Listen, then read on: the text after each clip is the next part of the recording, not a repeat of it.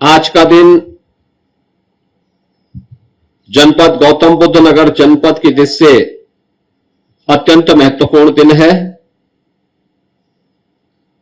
एक साथ इस जनपद में नोएडा, ग्रेटर नोएडा और यमुना अथॉरिटी के तत्वाधान में उत्तर प्रदेश राज्य परिवहन निगम के द्वारा 110 इलेक्ट्रिक बसेज का संचालन प्रारंभ हो रहा है।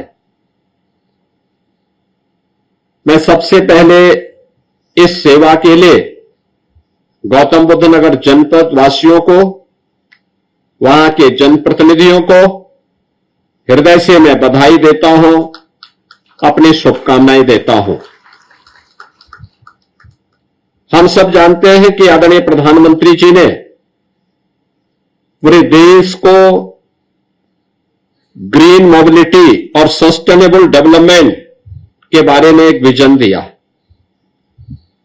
प्रधानमंत्री जी का यह विजन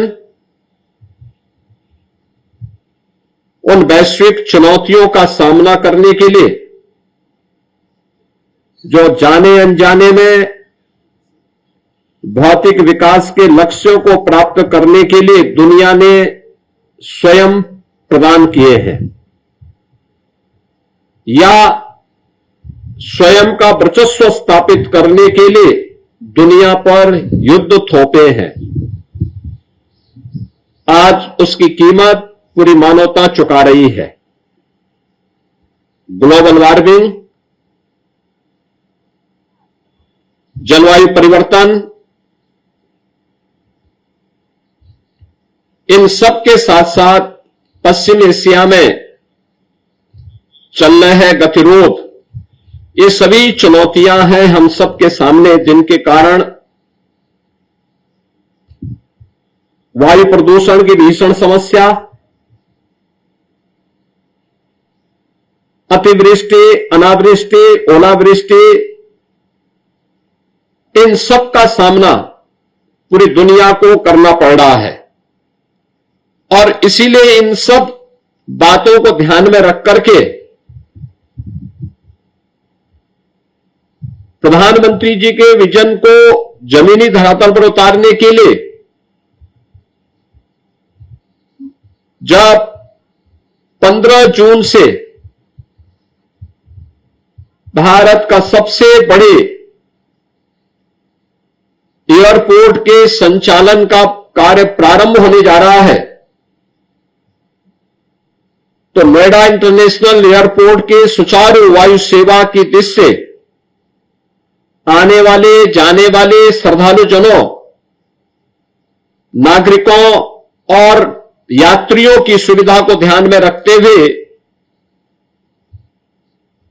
और देश के सबसे बड़े आईटी एंड इलेक्ट्रॉनिक्स के हब में नेट जीरो के लक्ष्य को प्राप्त किया जा सके, इस दिशा में यह प्रयास तीनों अथॉरिटी ने मिलकर के उत्तर प्रदेश परिवहन निगम के माध्यम से प्रारंभ किया है। मैं इस प्रयास के लिए तीनों अथॉरिटी के साथ साथ परिवहन निगम को इस सेवा को शुभारंभ करने के लिए हृदय से धन्यवाद देता हूं। आज आप जानते हैं कि नोएडा, ग्रेटर नोएडा और यमुना अथॉरिटी या IT, electronics, data centre, startups, semiconductor और अन्य औद्योगिक गतिविधियों के देश के अंदर एक बड़े केंद्र के रूप में उभरा है। स्वाभाविक रूप से दुनिया की बड़ी बड़ी कंपनियों को वहां लाने के लिए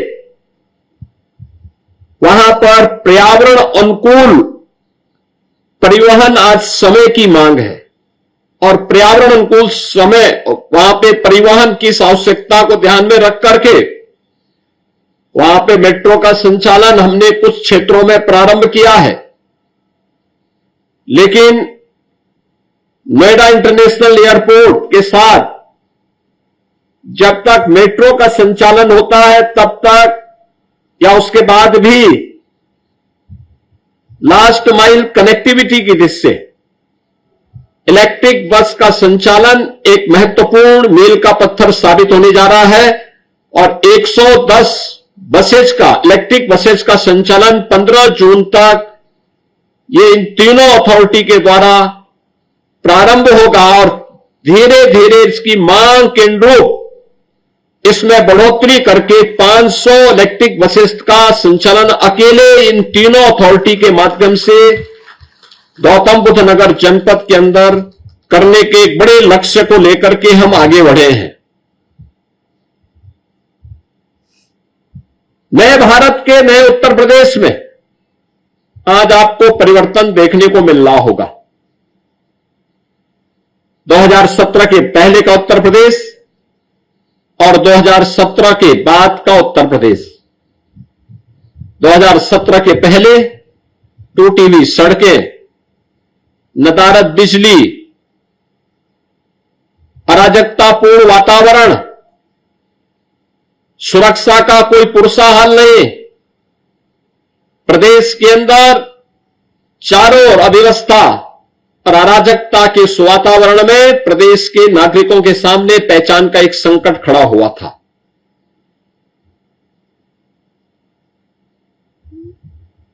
तब निवेश की बात उत्तर प्रदेश के लिए अपने आप में एक दिवा स्वप्न था। 2017 के बाद का Uttar Pradesh world class road connectivity के लिए, एयर कनेक्टिविटी के लिए जाना जाता है। आज आप देख रहे होंगे देश के अंदर सबसे अच्छा रोड नेटवर्क इस समय उत्तर प्रदेश के पास है। 4 लाख किलोमीटर का road network, state highway, highway, expressway, inter state connectivity Uttar Pradesh की देश के अंदर सबसे बेहतरीन कनेक्टिविटी में से एक जानी जा रही है। ये परिवर्तन 9 वर्ष के अंदर डबल इंजन की सरकार ने किया। आज यूपी जो अपनी बदहाल सड़कों के लिए 9 वर्ष पहले जाना जाता था, आज वह एक्सप्रेस वे के रूप में अपनी पहचान बनाया है। जो भी व्यक्ति गंगा एक्सप्रेस वे से चल रहा है, मेरठ से प्रयागराज के बीच गंगा एक्सप्रेसवे, हम लोगों ने 2019 के प्रयागराज कुंभ में इसकी घोषणा की थी, कैबिनेट ने इसकी घोषणा की थी। आज जो भी इस एक्सप्रेसवे से चलता है, एक बार उसका एहसास होता है कि क्या ये वही उत्तर प्रदेश है जिस उत्तर प्रदेश में पहले सड़क और गड्ढे का पता नहीं लगता था। Purvanchal expressway, Bundelkhand expressway, Gorakhpur link expressway, Delhi Meerut 12 लेन का एक्सप्रेसवे, या अभी कुछ ही दिनों के बाद लखनऊ कानपुर के बीच में बने हुए लखनऊ कानपुर का एक्सप्रेसवे, जिसका बहुत शीघ्र लोकार्पण होने जा रहा है। ये नए उत्तर प्रदेश की एक नई पहचान बने हैं। कोई सोचता था कि यूपी के अंदर एयर कनेक्टिविटी इतनी बेहतर हो पाएगी? प्रयागराज में मात्र 11 महीने के अंदर एयरपोर्ट बनकर के तैयार हुआ। जेवर देश का सबसे बड़ा एयरपोर्ट बनने जा रहा है। गंगा एक्सप्रेसवे देश के सबसे बड़े एक्सप्रेसवे में से जाना जा रहा है और 5 इंटरनेशनल एयरपोर्ट के साथ। अब सोचो ना, कभी त्रेता युग में भगवान श्री राम पुष्पक विमान से अयोध्या आए होंगे, लेकिन इसके बाद कभी अयोध्या वासियों को वायु सेवा प्राप्त नहीं हो पाई होगी। हजारों वर्षों तक अयोध्या उपेक्षित थी। आजादी के बाद भी लगातार अपमानित थी। आज अयोध्या में इंटरनेशनल एयरपोर्ट बन करके तैयार है और महर्षि वाल्मीकि को समर्पित एयरपोर्ट आज अयोध्या में संचालित हो रहा है।